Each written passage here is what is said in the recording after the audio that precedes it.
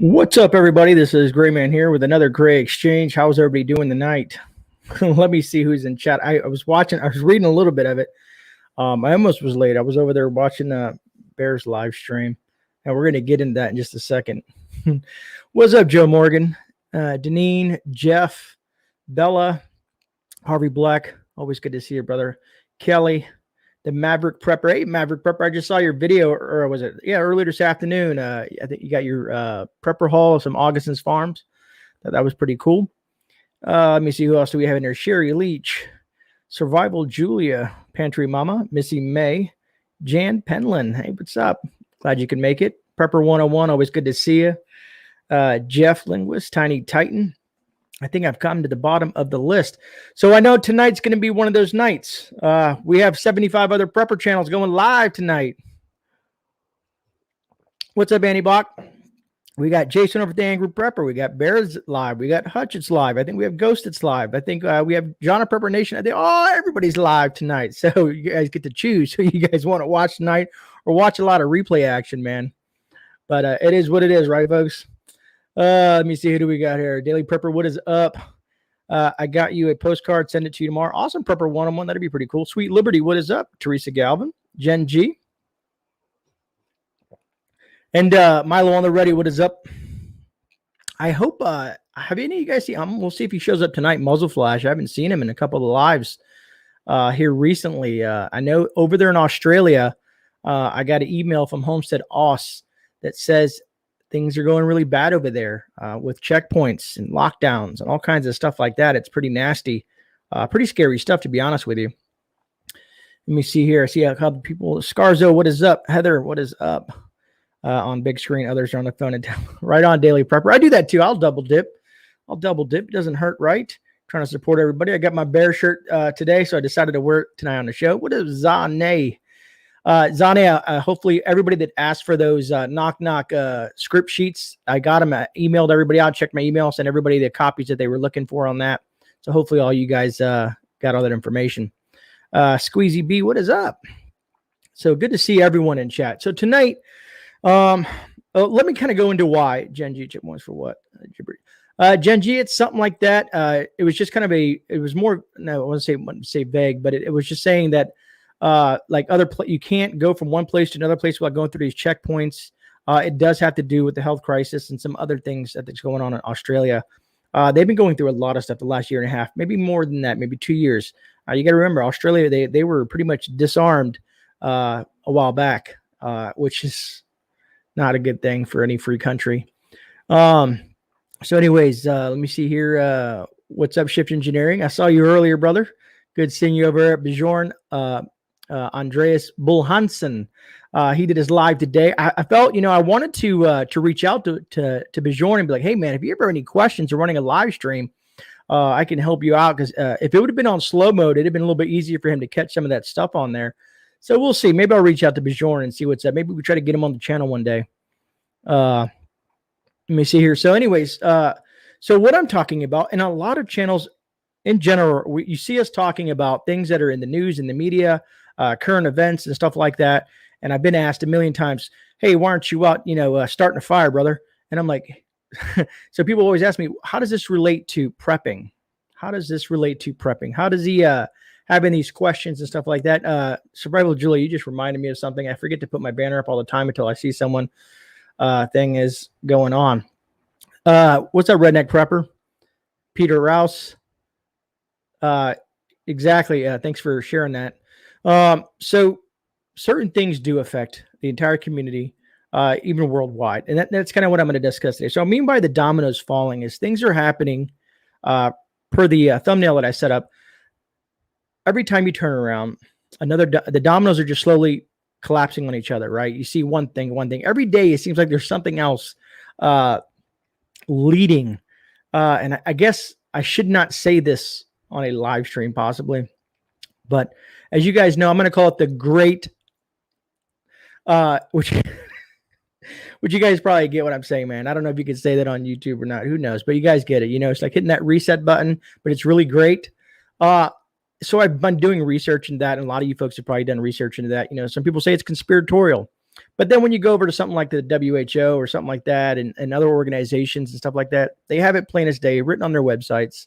And if you look at what it means and how it set forth, everything that they say is happening. D14, thank you so much for the super sticker. Appreciate that, brother. What's up, Dragon? Always good to see you, brother. Gen G. Let's see if I missed anybody. So anyways, what I want to share with you guys is I'm gonna share my screen and do all that stuff. What's up, Colleen? Bonnie, what's up, Bonnie? I hope I got you. You're getting ready for work, Bonnie? I hear you. Well, I'm enjoying my day off. Well, it's not a day. Well, it's a day off. I'm here with YouTube, hanging out with you folks. So anyways, the main, what I want to dive into today is a few things that I think you guys know what the devaluation of the U.S. dollar is, right? And how integral the U.S. dollar is. Dragon, thanks so much for the super sticker, brother. Agreed, Peter Rouse. Where was I? I always get lost when I throw things in chat. The dollar, back to the dollar, the US dollar, the fiat currency that we use every day, this debt note that we like to use to exchange a piece of paper for goods and services and so on and so forth. What's happening with it? So a lot of us, people who work most of their lives, some people who are working 20, 30, 40, 50 years, however long they've been working, putting money into a 401k, savings, stocks, bonds, and all that jazz. Now, before I say this, I am not a financial advisor. This is just my perception of what's possibly transpiring in our economy because of what's transpiring with the U.S. dollar. And if you correlate this to the Great Depression and you watch what happened in the Great Depression, it's very similar, very eerily similar. I've been trying to do research because I want to do a full video on the Great Depression, and I call it the New Depression, which is current and what is to come. What's up, Jeep Girl? I'm probably missing a few people as I'm doing my spiel here. Klingon Princess. I think I got it. I caught you other few folks in here. I want to say thank you guys for hanging out with me too. I know, like I said, there's a lot of folks going live tonight. Maybe I should change my live time. I don't know. Maybe because Tuesdays is bouncing around. Oh, speaking of which, for you lucky folks that happen to be in chat today, I want to give you guys some information. I have some interesting things going to be happening. Before I continue with the boring of the U.S. dollar stuff. So Thursday night, you guys know I do usually late night with Gray. Usually it's just me rambling on about whatever. But this Thursday night is going to be topic specific. I'm going to have a special guest, Rudy, over at the Alaska Prepper, is going to join me Thursday night with Late Night with Gray, and we are going to have a conversation about a few things. So if you guys know who Rudy, the Alaska Prepper, is, he's going to be joining me Thursday night at 10:30 p.m. Eastern Standard Time. We had solidified that a couple days ago when we were on the phone shooting the breeze. D14, the Galt Pledge. I swear by my life and love of it, I will never live for the sake of another man to live for mine. John Galt. You know, they always say, there's signs here, even on the highway, right? Probably about 10 miles away from me, D14. And thank you for that super chat. That says, who is John Galt? So it's interesting that you could pop that up there. So that's going on Thursday night. So instead of doing an interview on Tuesday, like sometimes I do, last week I did good old Bear Independent. I did him last week, which is great to meet Bear. Bear is going to be sending me a Bear fact. I'm going to use that Bear fact, and I'm going to bring another IFAC, the most highly rated IFAC that you can possibly get on Amazon. I'm going to put these things head to head, and we're going to break them down together on a video. So that should be pretty intriguing as well. All right. Let me get into what I was doing before I lose track of everything that I'm trying to do here with this US dollar thing. And like I said, this may be boring for some folks, but what I'm saying is I'm trying to share information in case you do have a lot of money invested in certain places. Because if the dollar fails, everything that you hold value to, if you have $1 million in the bank and you have less buying power to do anything with that, and a secondary currency takes place. And what I mean by secondary is, let's say the dollar is no longer the world currency per se. It's going to be something else. So your dollar is worth, instead of worth like a dollar, how you look at a dollar, it's only worth, let's say, 10 cents. And that's just me pulling numbers out of thin air. I'm just saying. Exactly, Daily Prepper. So let me go ahead and move some stuff around. Oh, we already got a thumbs down. Thank you so much for that. Let me see here, go over here, swap this out. And let's share this screen. So while I have this up, I will not be able to see chat too much. I just see S more pop in, Farmer Some Prepping, pop in. Let me see, make sure I didn't miss anybody else. All right, so let me go ahead and pull this, share my screen with you folks to kind of show you what I'm talking about. Excuse me. All right, so as you can see, the ad that, or the ad, yeah, it's an ad, all right. The article that I have up, it says concerns surround IMF plan to flood the world with liquidity. The U.S. dollar status as a global reserve currency at risk amid CCP, which you guys probably know what that means, backed by an IMF plan to boost global liquidity by funneling $650 billion to governments and pharmaceutical interest. Now, let me scroll down a little bit. We don't have to go through this entire article, but there are some key things that I want you to take away from this. Basically, it states this is a controversial plan to boost global liquidity, means the days of the U.S. dollar being the undisputed king of the international monetary system may be coming to a close, experts told the Epoch Times. Losing the status could contribute to a serious crisis for the United States, involving a dramatic loss of economic purchasing power and geopolitical realignment and everything associated with those shocks.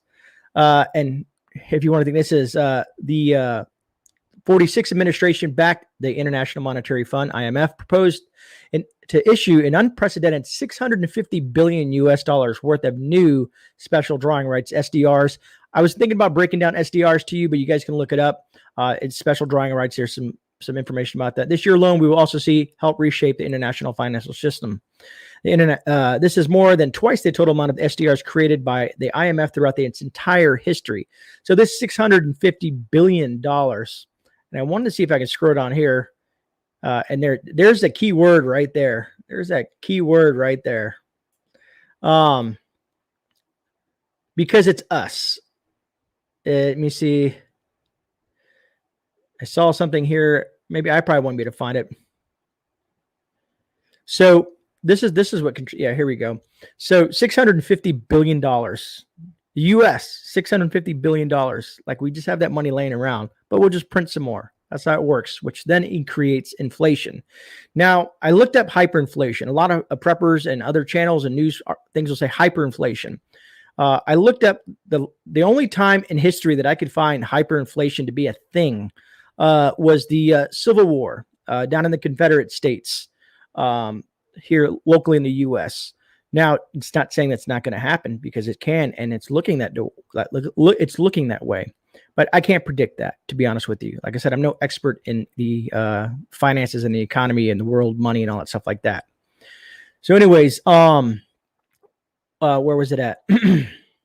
So the plan, according to the editorial, was to issue the SDRs in two stages, $600 billion this year and $300 billion next year, in an effort to bypass. This is an effort. So 650 plus 350, that's basically $1 trillion. And the reason they're doing this, the reason the administration that's in power in Washington right now, the reason they plan on doing this is to bypass the U.S. legal requirement for congressional approval on such a large issuance. So Joe wants to bypass. Let me see if I can scroll back over here and stop sharing my screen and actually see chat.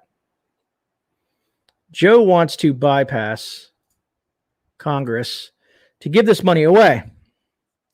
Oh, I see some other folks jumped in here. Stars Prepper, what is up? Northern Girl Hobbies, thank you so much. Let me see here. Survival, Julia, Gen G. I think I got everybody in here. Everybody, I've said what's up to everybody in here. Kind of scrolling back a little bit. Backwoods Barbarian, what is up?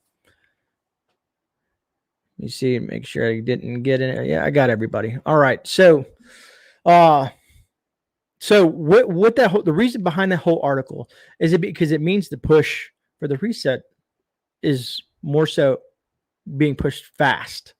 And you know, the dollars that we save, the dollars that we use, the dollars that we have invested in things may evolve into nothing. And putting ourselves more into debt. And if you look at this, the IMF, I think is what I stated, what I was talking about. It's an international thing, and it's just bad. And if you look at the research behind it, it'll blow your mind why the current administration is doing this. Now, so that's one of the big dominoes that I wanted to discuss tonight. The other guys, I've seen some of you guys talk about it here locally. This in chat is a couple of things. You've seen what's going on in Cuba. You see how here the media is treating that. They're saying they're doing what they're doing in Cuba because of the health crisis, but we all know that's not true. They're a communist regime. I'm Cuban by descent. My grandparents came over from Cuba, so they all left because they had, they were being stepped on by the communist regime, Fidel Castro. So the Cubans over there, and most Cubans that come to the United States, believe it or not, 90% of them, maybe I'm wrong with that number. Let me say something. A lot of them, the majority of them, are conservatives, because of the fact they don't like Marxism, they don't like communism, they don't like socialist ideals. So most of my family, that's the way I was raised.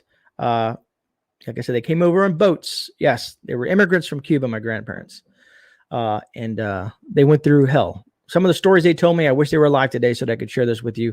And I was just a child when they told me that.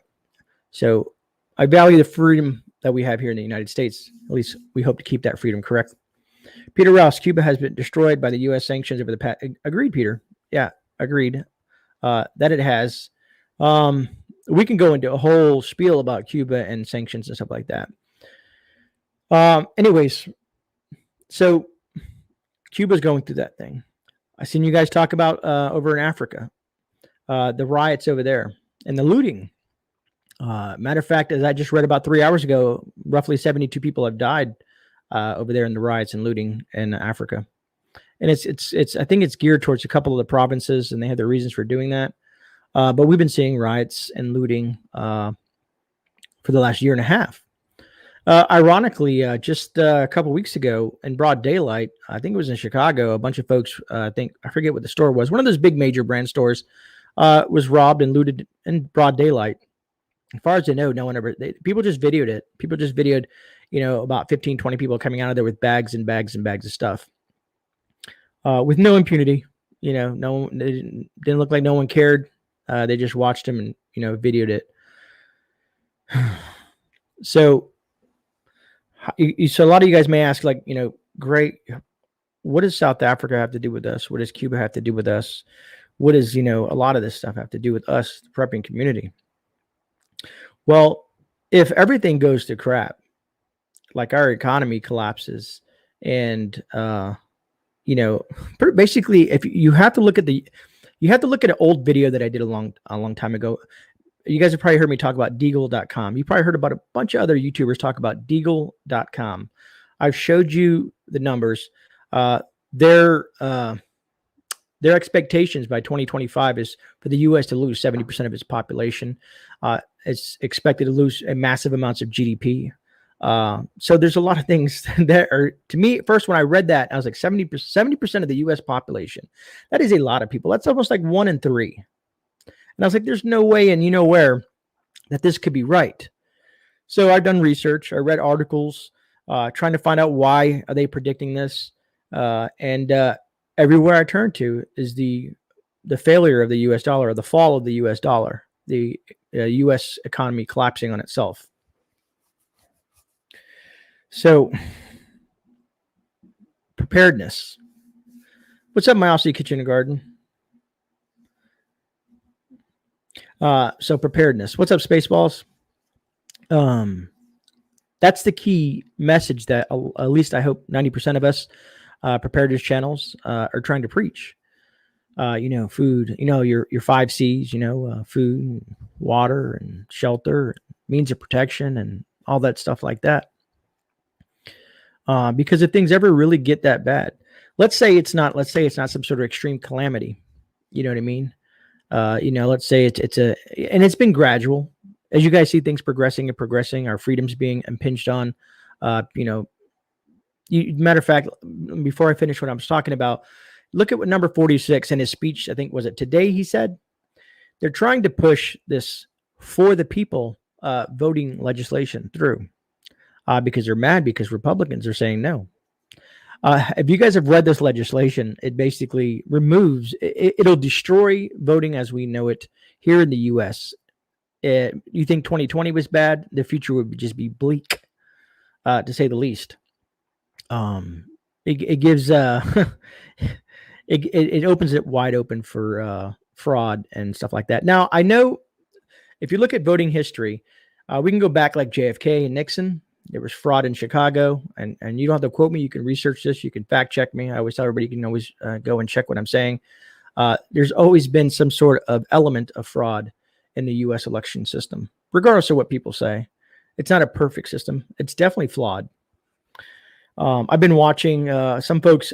Sometimes I'll go down these rabbit holes on some of these channels that specifically target, the election and what they expect, and all that stuff like that, and look at what they're saying. 79 million votes versus 68 million votes, and all that jazz, and what's coming to light in regards to what they're doing in Arizona, and then the Supreme Court, striking things down and all this stuff like that. And I know I'm kind of going all over the place with some of this stuff like that, but what I'm trying to get out of this is, I guess what I'm trying to say is there's a lot of things that are transpiring in our country that truly, to be honest with you, makes me nervous as a citizen. And some folks will say, well, what can we do? What can we do? And there's some people out there that say, hey, we can, we can gather and fight it and stuff like that. But have you guys seen, some folks tried, about 500 of them, and you see where they're at right now. So my question to you guys is, what do you guys think? Other than us trying to be as prepared as we can possibly, prepared for ourselves, our families, some of our friends, with food, to me, food is huge, because you need food to survive, food and water, of course. So, I hate this. I feel like this is a bit of a downer for a video, right? But I look at this stuff all the time, and then when I go out in public after doing all this research, and I go out in public to go to the grocery store, or go out and do some errands, and I look at everybody, and everybody just walks around like it's like nothing is going on, everything is normal, nothing to see here. That old Jedi mind trick. But anyways, and I just look at them and I feel bad. I wish I was a strong enough voice to spread the message of preparedness and to take off the blinders and see what's going around you, so that when things do go bad, because I don't feel like it's like a what if scenario. I just think it's eventually it's going to transpire. What's up, Wink? Heartland Survival, Joe Info, Kelly, OFC. Sorry, I just looked back up at thing. I'm just getting lost in my words here. Yeah, and I see you guys talking about the Arizona audit. And Michael Flynn, hopefully you can say his name on YouTube. Michael Flynn was talking about audits way back.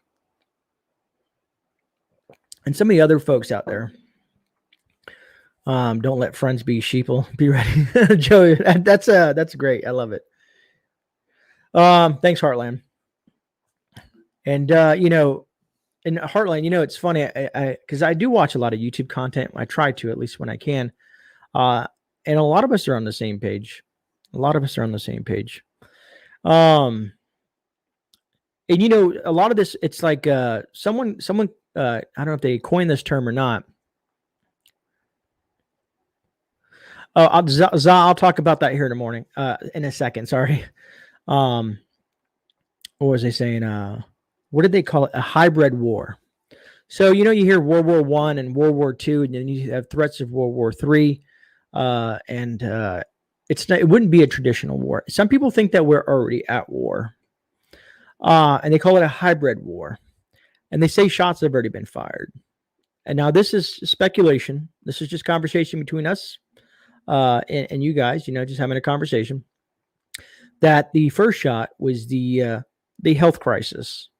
That was the first, I guess you could say the first, how do they call it? The first stone thrown to start off this thing. And then the second aspect of it is all the cyber attacks that you have been seeing as of lately. So you have biological and then you have cyber. So it's like that 1-2 punch. Now, my question, I wonder what's next. what's next in this huge agenda that's playing out right before our eyes. So it's to me, it's pretty scary. You know, I try to have conversations with people. Some people want to hear it, some people don't. Well, look, we've had a whole bunch of people in there. Just looks like the YouTube algorithm is not being nice to us. We have 8 thumbs down, folks. I guess no one likes to have to hear what I have to say. CB, that's I'm glad you said that. I just caught that. We can worry less about who the bachelorette picks and put some attention on getting prepared. That's awesome. I agree. People's that's what it seems like, is they're trying to get you, you know, the average citizen out there, your mind somewhere else. Unfortunately, there's a lot of people that have woken up in the last couple of years and been like, man, there is something going on in our country, and it's very, very scary.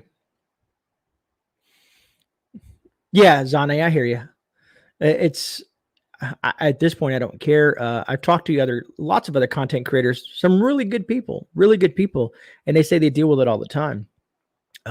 People either don't like what they're saying, or they do it because your channel, your channel's where someone else's channel is not. People get upset at those folks and all that jazz. What's up, Angie?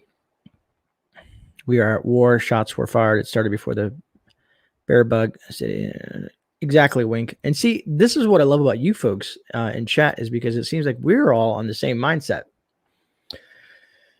Anyways, folks, so those were just a few things that I wanted to talk about to get everybody thinking. I don't know if you guys have been watching some of the stuff that I brought up here. Some of you guys have seen and read. You know, we've been talking about shortages for a long time. Matter of fact, I've looked at some YouTube content that's been, you know, people have been talking about shortages for years. So today, while I was out, I did notice a few things. The stores are a little bit less. The cans are smaller. If you looked at the tuna cans, you looked at the soup cans, you look at a lot of things, they're smaller. So it's already come to the part where what you're buying, you're paying more for less. Also, when I looked into freezers, and I went to 2 stores just to kind of compare, 2 major retailers, no need to bring up their name. And in their freeze-dried, or the freezer sections, their cold foods, I did see a lot of holes, a lot of missing things, a lot of little products. I guess I should start taking pictures of this and documenting it, so people don't think I'm just talking out of my rear end. But there's a reason behind all the shortages, and we've all discussed that a bunch of stuff. Kit Carlson, they are going to starve us out and use everything to control. Agreed. If we've learned in history, and we've said this multiple times, if you control the food, you control the people, or at least the people that aren't prepared. Just a real quick thing to answer Za's question before I forget. So Za, Mark has gotten a new job. Mark at Rolling Homestead has gotten a new job. So he works the day shift. So he's talking to me about maybe switching it to Sundays or something like that. That's why we didn't do it this morning, because Mark was at work. Maybe I'll do a little thing. I don't know. Maybe I'll do a member only live stream Tuesday mornings, and then do something with Mark on Sunday mornings. We're trying to find out what a best time slot is, because every time we find a time slot, then we find out there's 17 other people going live. So we're trying to find something that's just a little less crowded.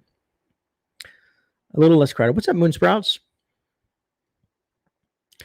So one of the shortages that, to me, I wanted to share with you folks, matter of fact.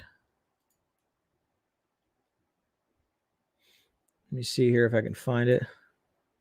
Oh, and speaking of the, so to kind of wrap everything that up I was talking about, I wanted to kind of give you a definition, or not a definition, what the reset technically is called.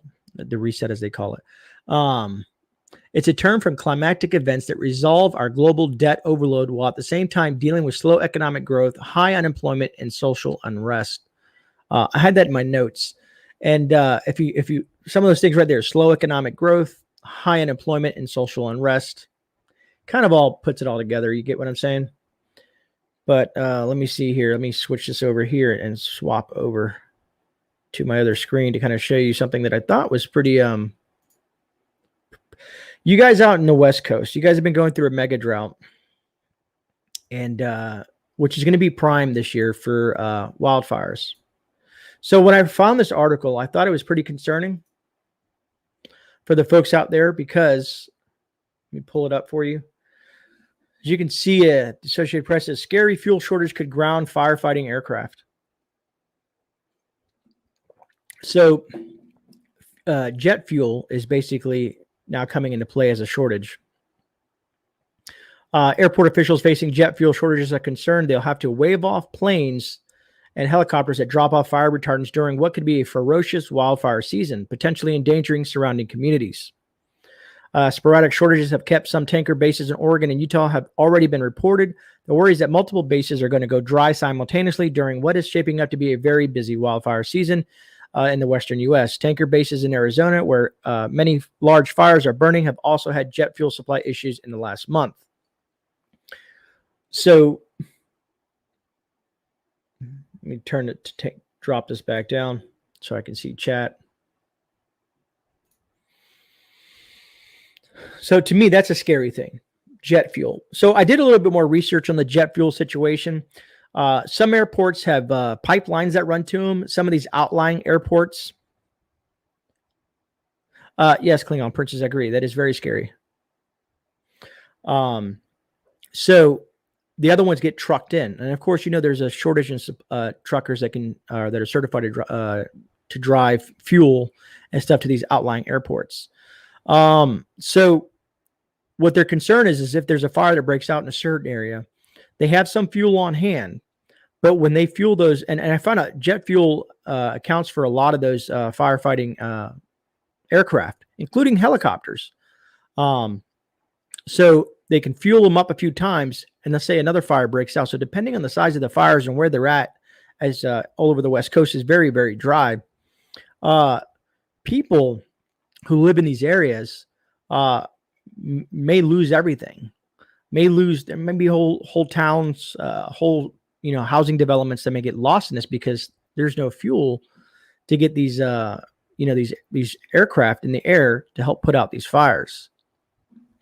And of course, they blame some of it on the health crisis, because of what transpired last year and so on and so forth. There's all that whole supply demand thing and stuff like that. But regardless, it's still, to me, a very scary thing. Spaceballs, targeted lockdowns are disconcerting for problem areas. Agreed. JM at the Nut House, only been home for a few days, but C-130s are still running daily touchdowns and takeoffs on March Air. JM. So it's not like the military aircraft. It's just they're smaller. They're small, independently run airports that are geared towards the firefighting aircraft. So the problem is they don't have, they're not getting deliveries to top off and keep the fuel flowing for the firefighting aircraft. So I don't think it really has anything to do with the military. I'm pretty sure the military and all those folks probably have plenty of reserves. I mean, it's our military. At least we hope, right? I just read something, and I don't know what you, Wink and S more, or what you guys are talking about, but that's pretty weird. Gen G, no, the unemployment thing is crazy. And Gen G says the Burger King near me is offering $1,500 sign-on bonus. That's pretty wild. Crazy. And Maverick Prepper, exactly. To add to that, and Daily Prepper, you guys are right on spot with this. Maverick Prepper said with a drought, they don't have enough water. So you don't have water, and then you also don't have the fuel for the aircrafts. And Daily Prepper, you're correct. Municipal airports seem to be the most affected. The smaller airports, like the Denver airport, has a pipeline running to it. They don't have trucks, don't deliver to them. Now, what they're trying to do is they're trying to get trucks to the airports that have fuel, like a pipeline running to them, and then filling those trucks up and sending them over there. But they're still saying it's still not enough. Oh, JM. Okay, so well, that's weird. Then if it's a closed base and there's a lot of aircraft in and out of it, that's weird.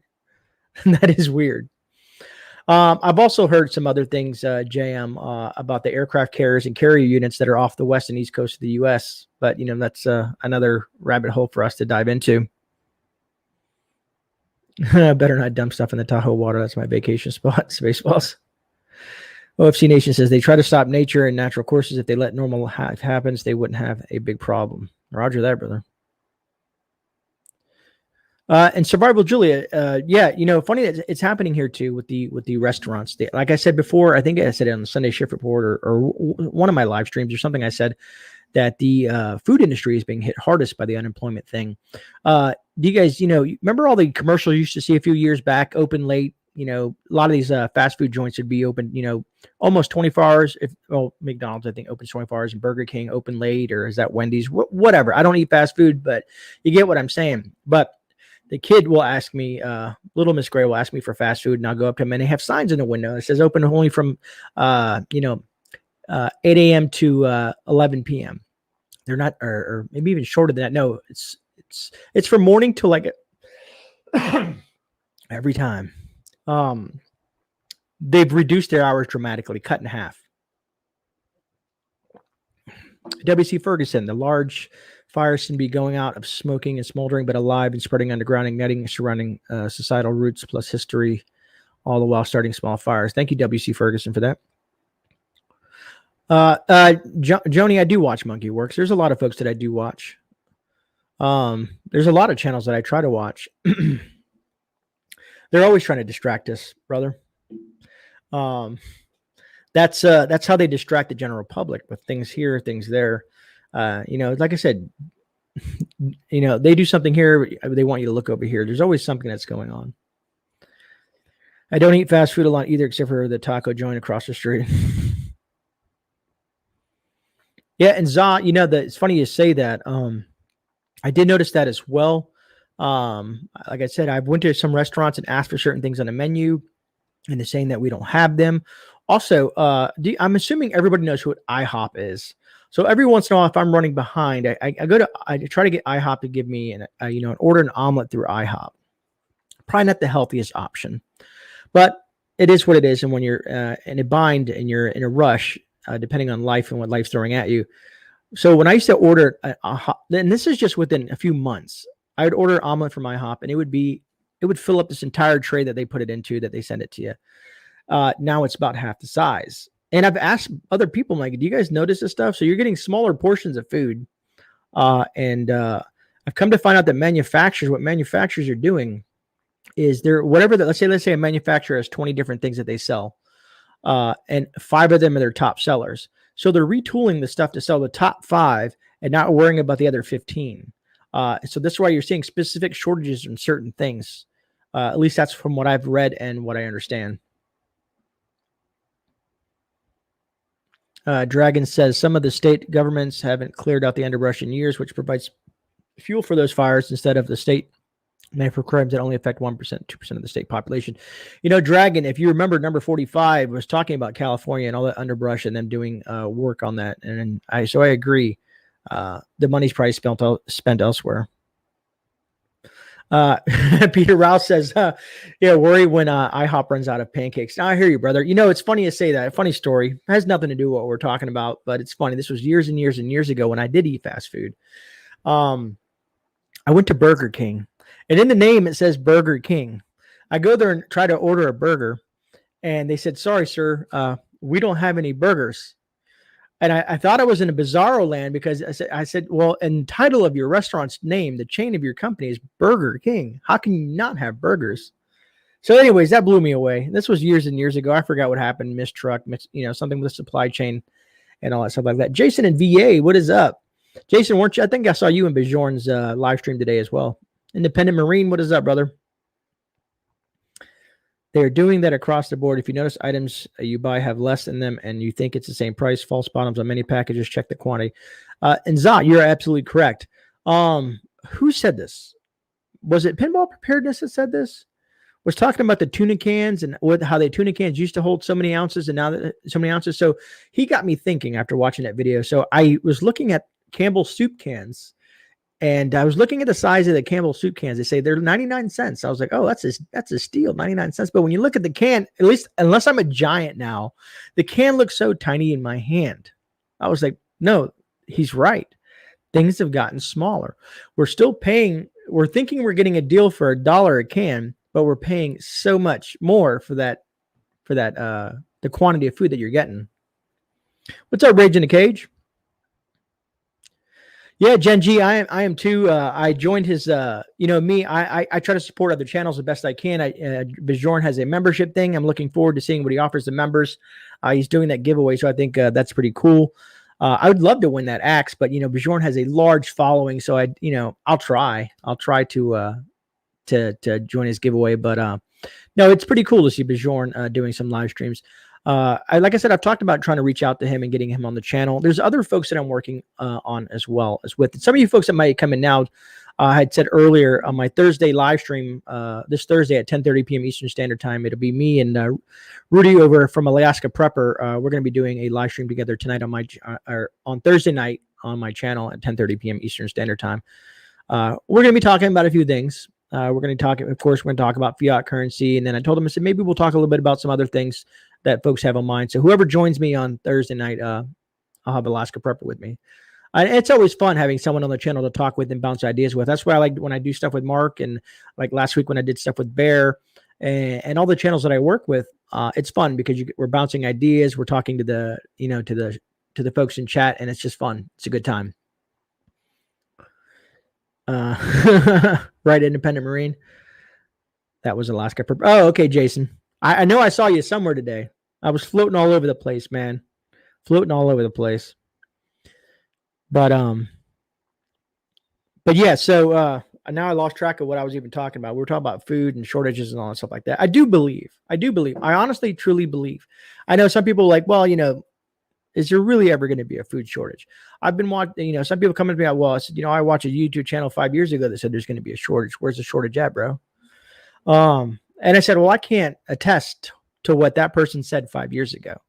All I can do is take the information that I see from what I'm physically seeing with my own eyes, and also learning about the supply chain and how everything is working and how things have transpired over the last year. I said, you got to look at the whole health crisis, and what it did to the economy, what it did to the supply chain.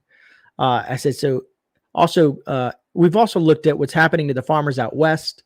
If you watch Christian over at the Ice Age Farmer, he dives deep into this and he breaks it all down, and it makes 100% sense to me. So if you look what I'm doing now, to be honest with you, I have lots of gear, and I'm looking around the room because I have gear everywhere. And I have gear offsite, and I have gear at my father's house. I have gear everywhere. But what I feel that I just keep on buying is I keep on buying more food, and ways to filter water, ways to, treat water, food and water. And I know some of you folks, well, what about means to protect yourself? Believe it or not, I've been doing that for over a decade. Before all the shortages happened with the ammo shortages and when everybody started talking about that. For probably the last decade, I've been buying and buying and buying and buying.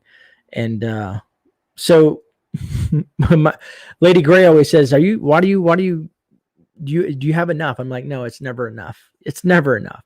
I look at it as an investment when I buy ammo and stuff like that.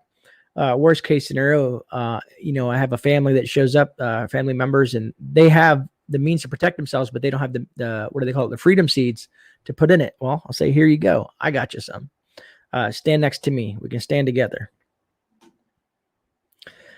So I like I said, anyways, like I said, I honestly do believe that shortages, we see all kinds of shortages. Like I said, the jet fuel I just talked about. You guys have heard of this electronic shortages and tire shortages and shortages of everything that you can possibly think of. But to me, food is most important to me currently. I keep on buying more and more food, long-term food, to be honest with you.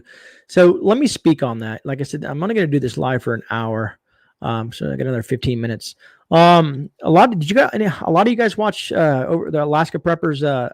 I think it was the live stream he did the other day with he had the CEO of Nutrient Survival on his channel. So I've been talking with Becky over at Nutrient Survival, the person that Rudy talks to, and I really want to try something. And can I give you a bit of history about me? I've talked to you guys about this a long time ago, where I went through this dramatic weight loss. And I don't want to use nutrient survival for weight loss, but I want to see. Rudy has told me that he feels more energized. He feels fuller longer. He feels healthier. There's a lot of things that Rudy's told me that how he feels consuming these foods for the last 14 days. So I reached out to them, and Rudy also talked to the reps over there at Nutrient Survival, and I plan on doing something with them. And of course, I'm going to share it with you folks. I'm actually going to document everything on paper. I want to go full tilt on it. I did talk to the folks at Nutrient Survival and told them that as we're doing this, I'd like to. I don't want to for the first week or so. I probably want to do nothing but nutrient survival, and then after that, I want to supplement things from my garden. Like onions, tomatoes, things of that nature. Because I'm thinking in my head, okay, you have survival food, and then you have your garden. And I'm trying to think of how do you supplement and how do you have diversity in your diet in a survival situation. So I'm figuring if I had to dive into survival food, and then I also have a garden, how do I can bring those two and marry those two together, and still be as healthy as possible, and have as most nutrients as possible in my diet, because in those type of situations you're going to be exerting a lot of calories. I call it calorie expenditure. Because you're going to be trying to, you're going to be out in the garden all the time. You're going to be building and I don't know. There's so many things that come to survival that, if you're on the road, if you're hiking, if you're doing things, if you run out of gas and you have to walk, 50 miles, just think about that just for 1 second. You have to walk 50 miles. I don't think people really comprehend 50 miles, even 10 miles. Today in Florida, it was 86 degrees, right? Humidity was at 70%. I spent an hour and a half in the garden today, trimming and doing stuff and tying things down and just doing gardening stuff. I was sweating bullets, but the temperature is 86, but then you have to factor in that humidity at 70%. I can imagine being in full gear with, a bag on my shoulders, my primary, my secondary, boots and gear and all that jazz on me, how exhausting that would be. Just even at 10 miles, maybe even 5 miles. I don't know. I don't know how often you folks in chat, go out for these long walks with gear on you. Some people go out, they put their jogging shoes on, a pair of shorts and a tank top, and they go out jogging or walking for a few miles. But imagine with all your gear on you, the amount of calories that you're burned. Anyways, I'm getting off topic of what I was talking about. So I plan on trying incorporating nutrient survival into my diet and seeing how that works for me.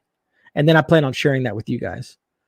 Let me see. Wink says lots of garden produce gets dehydrated. It works for me, especially when I have bushels of one thing come in. Speaking of gardening, I just went out to water my plants. That's awesome. Thorhaven says done a lot more than once, but my ride left and I was young. I am with you, Bonnie. Yeah, I'm dehydrating and canning. Harvest is safe for winter. I want to survival. Jill says I want to win the lotto and freeze dryer. Milo on the ready, 80%, 70 degrees makes it feel like 105. Right on, Milo. And sorry that I haven't been paying attention to chat. I'm sitting here just rambling on. Thank you guys for listening and taking the time out of your evening to spend with me as I go through a bunch of this stuff. But it's just things that I think about on a consistent basis. Exactly, Harvey Black. Yeah, it's sweating and just even when I go out, that's why you guys haven't seen me. Like I said, I think I said this the other day. You guys haven't seen me doing a lot of outdoorsy videos like I usually do a while ago, a couple months ago, because it's been nasty out there. And when I go on a hike, I usually do about 10 miles. I usually 5 miles in and 5 miles back out. So it can be very exhausting. And I'm usually by myself. 99.9% of the time I'm by myself. And I just want to take some precautions. Because it's not survival time, it's YouTube time. So I don't want to, hurt myself extremely badly, or put my life in danger to make a video, which I'm pretty sure will get lots of views. Dragon says, imagine doing that trek from the north to the south in 6 feet of snow and below freezing temps with all the extra layers and rucksack. No, Dragon, and I agree with you, man. Each terrain, each environment has their issues. When I lived up north, I lived for, let me see, it was about 5 years in Michigan, and experienced the frigid cold, the lake effect snows, the cold that you can feel to your bones. Luckily, I was young, at 13, 14 years old, and I got used to it quick. I would go out in the woods to go hunt for deer, with my buddy, and it would be 2 degrees, 3 degrees, powder snow on the ground, and we'd be out there for hours, tracking deer, and then doing some hunting, and then once if we come across a deer, and take it down and field dress it, and then pack all that back out, process that meat and pack it, take that carcass back with us. But it gave me a new, it taught me a lot. So I'm glad I have that experience, because a lot of folks don't. A lot of folks have never been hunting. A lot of folks wouldn't know, if they kill a squirrel or a rabbit, God forbid, they kill something big like a deer or a moose.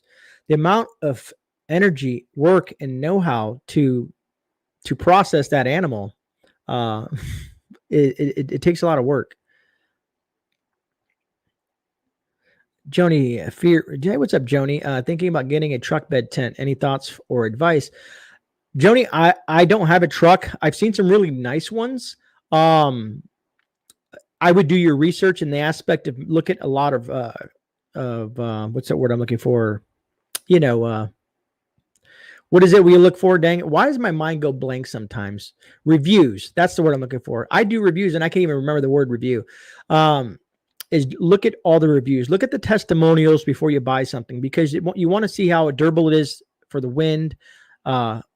This weather resistant in general for wind. And also depending on your terrain. Is it cold where you're at, Joni? Is it hot? Stuff like that. Hopefully that'll help you, at least point you in the right direction. Pantry Mama says, I laugh out loud. Michigan in the house. Be nice. Oh man. Good idea. I could start with a comfortable weight and add incrementally. Wow. I'm missing stuff in chat. I would have no clue at all. See, and that's what I'm saying. A lot of people think, I've heard people say it. A lot of people say, well, if things go bad and I can't find food, I'll just go hunting. That's easily said than done. If you've never been hunting, to take the animal down to slot, and then to, what about if you don't hit the animal, if you don't have a kill shot, and the animal starts to run on you, and then you got to track it. Do you know how to track an animal? Do you know how to look for the blood and broken branches? Do you know do you know how to look at the ground and the disturbances and stuff like that? Can you track that animal? Because let's say it goes 500 foot in the brush, and you have to find it. You know what I mean? Where it drops. But yeah, same thing with fishing. You'll be amazed at the amount of people that live in Florida that don't know how to fish, don't know what kind of baits to use, don't know how fish work, and the best place to find specific types of fish, and then also how to process the fish, how to fillet a fish, how to use a filleting knife appropriately. You know what I mean? Just stuff like that. Pelts. Coyote pelts. That's awesome. Prepper Book Club. Hunting is hard even when you enjoy the Tom, Dicka, and Harry trying to hunt. Agreed, Prepper Book Club. It's with anything. Practice makes perfect. If you ever get a chance to go hunting, I suggest anybody go with an experienced hunter. Learn from that person. It's better to learn anything you possibly can now before you ever run into a scenario where you have to survive on that skill. Thorhaven says, I love those comments. Have you ever hunted before? If not, have fun. Right on. Hunting also can get a clear. Let me see. Kit Carlson says, hunting also can you get a clear without tainting the meat? Yeah, Roger that. Yeah, you don't want to pierce certain things. Nowhere to. Yeah, that's also comes to your firearm training and how to use a scope properly. And there's so much when it comes to hunting. It's pretty intriguing from what the weapon that you're using, and to where you're shooting the animal, and to processing the animal, and all that jazz. There's a lot of things, pieces to the puzzle, I like to say. I heard the car hit, but didn't check. I must have missed what you guys are talking about. Harvey Black, and I agree with you there. I learn something every day. I make it a priority to try to learn something every day. It's just something that I like to do. I also try to, push my vocabulary. There's certain words that I come across that I'm intrigued by. I know it sounds like something that your mother or your father maybe told you to do when you were in school, is do the word of the day. But I don't know. I'm a person that likes to learn and do research. I'm just, like I said, I'm a very inquisitive person. Survival Julie, that's awesome. People also learn hunting for certain types of terrain, and each type is different. Agreed, Dragon. That's a great point. A great point. Because the way you hunt here in Florida may be different than the way you hunt in the Rocky Mountains. You might have some similarities, but terrain does have a way to play. Also, the different types of animals that you're hunting for. Everything changes. Like the squirrels in Florida are like, this big, versus the squirrels up north of Michigan where we're like this big, Bonnie, I hear you. Some people, that's how little Miss Gray is. She doesn't like to touch the fish, but I told her, I said, it's better to learn, get your hands dirty. So you can always wash your hands off, no matter how nasty it feels, run your finger down that thing and pulling the guts out and all that fun stuff like that. Jeff Riffle, it's true. I took worms to fish in the ocean. That's great, Jeff. That's great. Oh, man. I can nail a catfish to a tree and skin it and fillet it before you can say, I got a bite. That's awesome. Heather Hildebrand, my protein will be walnuts and hickory with no hunting experience. So nuts do provide good protein. My question to a lot of folks is I keep on saying this, diversity in your diet and the foods that you consume, because I know if I had, let's say all I stored was rice and beans, I have 25 years of rice and beans and that's all I have. I have protein and I have a starch or a carb. Eventually, I'm probably, no matter how much I'm starving, it's just, it's going to get so tiring of eating rice and beans. So learning to fish, learning to hunt, having freeze-dried foods, learning to garden, learning to can, all that stuff like that kind of diversifies all your food and gives you more of a well-balanced diet and also a diversity in what you're consuming. Right, Harvey Black? Yeah, years ago, the third word right there, TEO, TWAWKI, basically stands for the end of the world, the end of the world as we know it. Give Mrs. Gray some gloves, works for me. Roger that, Kit. Milo on the ready. I stockpile peanut butter powder now. Has a longer shelf life. That's awesome, D14. Yeah, I remember when I first did. I was a youngin'. I grew up on an island down in South Florida in Key West. So I learned to fish at a very early age, which was, like I said, great. Need nutrients in your preps. Multivitamins helps a ton. Yeah, having the correct multivitamins. Multivitamins don't have lots of. You want to look at which multivitamins that you're consuming. There's a lot of multivitamins out there that have a lot of fillers, things that are just nasty and not good for you, and they cancel some of the things out, some of the nutrients out, because you have to look at the way that your body absorbs these nutrients. So, like I said, there's a science behind everything. So that's why, to me, like back to what I was saying, is learning and researching everything that you do. Someone's like, well, I got a multivitamin. I went and got Centrum. I have a multivitamin. That's going to be the best thing for me. You know what I mean? Well, did you look at the company? Did you look at what put in there? Does this vitamin cancel out this vitamin? Do you have to eat it on a full stomach, or can you just swallow the pill with water? How does your body metabolize that stuff? So, like I said, there's so much when it comes to it, and everybody's body is different.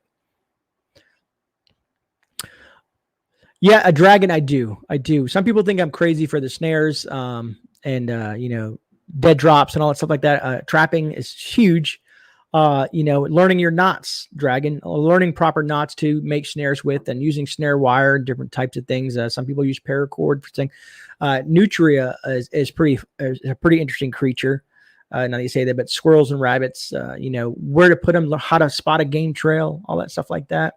I heard someone the other day say, these preppers talk about, snares and stuff like that. And I'm like, man, I said, let's say you have your survival food, and you're getting low. If you go out and set up a bunch of snares, and for a couple of days you get nothing, but that one day, if you guys watch Alone, or if you guys watch Naked and Afraid, sometimes their snares never catch something. Sometimes their snares does. So it's with anything. It's snares, fish traps, crab traps, or depending on where you are, all of it is that takes a lot less energy expenditure than going out and doing some other things, because you could be setting up snares, you get all this set up, you go out there and check them once a day, you're like your morning routine, and then while you tend to your garden, or while you chop firewood, or while you do this or this or that. You get what I'm saying? So it's like there's a word for it, I just can't think of it, but it's like I can't think of the word that I'm looking for, but it's, you set all that stuff up, so it's just something that's going to produce eventually. Klingon Princess, that's pretty interesting. I think that sounds familiar. Klingon, I just ordered a book. Graybeard, the Graybearded Green Beret, just dropped his book. I special ordered mine because he signed the first 500 books. I wanted mine signed. So once I get it in the mail, I'll share that with you guys. His channel is pretty interesting. And he's a very knowledgeable person. And like I said, I'm a huge into reading, and I'm also huge into tangible books that I can read when there's no power, when there's no internet. So having those books in hand are very helpful, because just because we know a lot of stuff, we might need to look up a chapter and say, okay, this is how you do this. This is how you do that. Kind of like a refresher course. We can't be experts in everything. It's great up here in Quebec. We can snare rabbits, take a lot of time, patience, but if you get a good trail, you're rocking. However, most forests lack good trails. Exactly, Thorhaven. Like I said, it's luck, and also ingenuity, and like I said, knowing where to set these traps up. Smelt fishing, trap lines. I brought a picture hanging kit at the dollar store for the wire that I can make snares with. That's great, Milo. Your word you're looking for is multiplier. There you go. Thanks, Heartland. That's what I love about the community. Someone will always help me out and pick up on that. So they definitely appreciate that, Heartland. Force multipliers and stuff like that. But yes, are always working even while you're out foraging. And yeah, there you go. And that too, Dragon. Like I said, snares, traps, all that stuff. It's working for you while you're out maintaining everything else, while you're doing other things that you can do. All right, let me see here. It's we are at an hour, folks. I think went through everything I wanted to talk about today, and kind of went into some other different directions, because like I said, sometimes the chat, the subscribers, steer the direction of some of the conversations that we have. But I did cover the topics that I wanted to talk about initially, so that's always a good thing. Rage in the Cage, Heartlands from a force multiply your food. Bingo. Do you guys have any questions or last things you want to throw out there before I end the stream? Wink, Timrell. I was just looking at those last night online for ideas.